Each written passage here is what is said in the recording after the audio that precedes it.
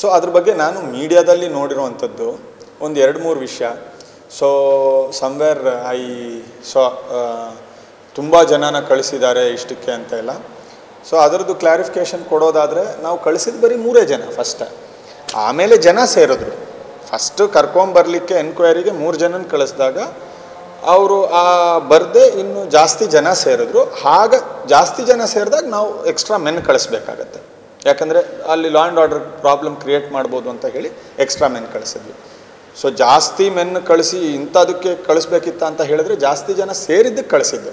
You can always see that correlation. ನಾವು first ಕಳಿಸಿದ್ದಲ್ಲ. ಇದೊಂದು.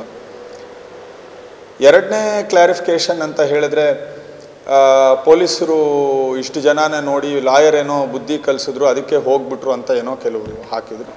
ಅದು ಕೂಡ ಆ ಥರ ಏನಿಲ್ಲ. ಅಲ್ಲಿ ಇದ್ದಿದ್ದ ಕೆಲವು ಇವರು ಪಬ್ಲಿಕ್ ರೆಪ್ರೆಸೆಂಟೇಟಿವ್ಸ್ ಯಾರಿದ್ದಾರೆ ಅವರು ರಿಕ್ವೆಸ್ಟ್ ಮಾಡಿಕೊಂಡ್ರು, ಈಗ ಈ ರೋಡ್ ಬರೀ ಒಂದು 20 ಅಡಿ ಇದೆ, ಯಾರೂ ಹೋಗ್ಲಿಕ್ಕಾಗಲ್ಲ, ನಾವು ಬರೋಕ್ಕೆ ರೆಡಿ ಇದ್ದೀವಿ, ಆದರೆ ಇಲ್ಲಿ ಫುಲ್ಲು ಜಖಮ್ ಆಗಿದೆ, ಹಾಗಾಗಿ ನಮ್ಮವ್ರನ್ನೂ ಕಳಿಸ್ತೀವಿ, ನೀವು ಕೂಡ ಕೆಲವು ಪೊಲೀಸ್ನೆಲ್ಲ ತೆಗೀರಿ, ನಾವು ಬರ್ತೇವೆ ನಿಮ್ಮ ಜೊತೆ ಅಂತ ಹೇಳಿ.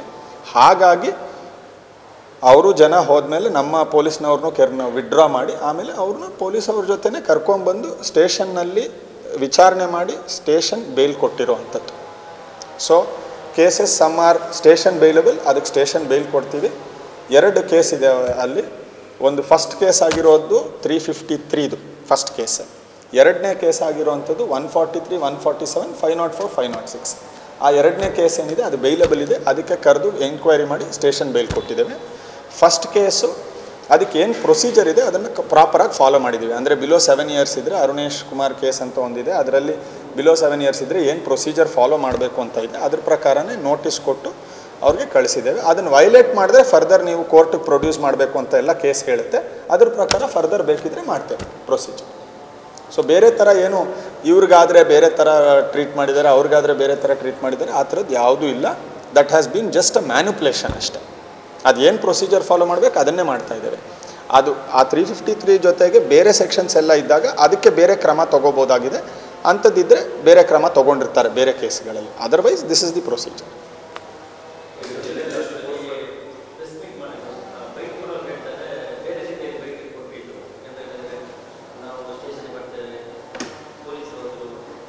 ಇಲ್ಲ, ದೇ ಕ್ಯಾನ್ ಟೆಲ್ ಎನಿಥಿಂಗ್. ನಾವು ಅದಕ್ಕೆ ಆ ನರೇಟಿವ್ಗೆಲ್ಲ ಎಲ್ಲದಕ್ಕೂ ರೆಸ್ಪಾಂಡ್ ಮಾಡಲಿಕ್ಕೆ ಸಾಧ್ಯ ಇಲ್ಲ. ಅವರು ಬೇಕಿದ್ರೆ ಏನು ಬೇಕಿದ್ರೂ ಹೇಳ್ಬೋದು. Like those things we cannot respond. Whatever we are suppose to tell ಅದು ನಾವು ಹೇಳ್ತಾ ಇದ್ದೇವೆ. ಆ ಥರದ್ದು ಯಾವುದೂ ಇಲ್ಲ. This is a representative. ಒಬ್ಬರು ಕೇಳಿದ್ರು ದಟ್ ನೀವು ವಿಡ್ರಾ ಮಾಡಿ ನಾವು ಕರ್ಕೊಂಬರ್ತೀವಿ, ನಿಮ್ಮ ಜೊತೆ ಬರ್ತೇವೆ, 100% ಬರ್ತೇವೆ, ಆದರೆ ಸ್ವಲ್ಪ ಫೋರ್ಸನ್ನು ವಿಡ್ರಾ ಮಾಡಿ ಈ ಥರ ಬೇಡ ಅಂತ. We said fine. When they are law abiding ನಾವು ಆ ಥರ ಏನು ಮಾಡೋ ಅವಶ್ಯಕತೆ ಇಲ್ಲ. ನಾವು ಆಮೇಲೆ ನಮ್ಮ ಪೊಲೀಸ್ ಜೊತೆನೇ ಬಂದಿದ್ದಾರೆ. ಹೌದು, ಅದೇ ಇಲ್ಲ, ಆ ಥರ ಅಲ್ಲ. ಸೊ ಬೇಸಿಕಲಿ ನಾವು ಕಳಿಸಿದ್ದು 3 ಜನನ ಫಸ್ಟು ಅವ್ರನ್ನ ಕರ್ಕೊಂಬಂದು ಎನ್ಕ್ವೈರಿಗೆ ಅಂತ. ಅವರು ನೀವು ಈವನ್ ಇದು ಸೋಷಿಯಲ್ ಮೀಡಿಯಾದಲ್ಲೆಲ್ಲ ಅದು ಆಲ್ರೆಡಿ ಸರ್ಕ್ಯುಲೇಟ್ ಆಗ್ತಾ ಇದೆ. ಏನು ನೋಟಿಸ್ ಕೊಟ್ಟಿದ್ದಾರೆ ಪೊಲೀಸ್ನವರು, ಆ ನೋಟಿಸನ್ನು ಓದಿದ್ರೆ ಸೋಷಿಯಲ್ ಮೀಡಿಯಾದಲ್ಲೆಲ್ಲ ಬಂದಿರುವಂಥ ನೋಟಿಸು, ಅದನ್ನು ಎನ್ಕ್ವೈರಿಗೆ ನೀವು ಇಮಿಡಿಯೇಟಾಗಿ ಹಾಜರಾಗಬೇಕು ಅಂತಲೇ ಹೇಳುತ್ತೆ.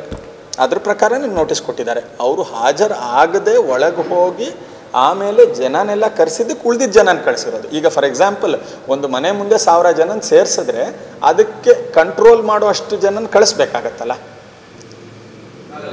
ಈಗ 3 ಜನನ ನೀವು ಕಳಿಸಿದ್ದನ್ನು ಆ 3 ಜನ ಏನು ಕಂಟ್ರೋಲ್ ಮಾಡ್ತಾರೆ ಅಷ್ಟು ಜನ ಇದು ಪಬ್ಲಿಕ್ನ? ಹಾಗಾಗಿ ಉಳಿದವ್ರನ್ನ ಕಳಿಸಿ ಅವ್ರನ್ನ ಕರ್ಕೊಂಡು ಎನ್ಕ್ವೈರಿಗೆ ಬೇಕಾಗಿದ್ದನ್ನು ಯು ಕೆನಾಟ್ ಜಸ್ಟ್ ಬಿಕಾಸ್ ಈಗ ಒಂದು ಲಾ ಪ್ರಕಾರ 3 ಜನ ಹೋಗಿ ನೀವು ಎನ್ಕ್ವೈರಿಗೆ ಬರಬೇಕಂತ ಕೇಳಿದ್ದನ್ನು ಜಸ್ಟ್ ಬಿಕಾಸ್ 1000 ಪೀಪಲ್ ಗ್ಯಾದರ್ ಆದರೆ you will not be able to change that ಅಲ್ವಾ? ಹಾಗಿದ್ರೆ then it is a number thing. ನಾನು 2000 ಸೇರಿಸ್ತೀವಿ ಅಂದರೆ ಎನ್ಕ್ವೈರಿನೇ ಮಾಡಬಾರ್ದು ಅಂತ, ನಾನು 5000 ಸೇರಿಸಿದ್ರೆ ಕೇಸೇ ಮಾಡಬಾರ್ದು ಅಂತ ಆಗ್ಬಿಡುತ್ತೆ ಅಲ್ವಾ? ಕಾನೂನು ಪ್ರಕಾರ everybody is the same. If you do a mistake case will be booked. If you are called for an enquiry you have to appear ಕಾನೂನಾತ್ಮಕವಾಗಿ.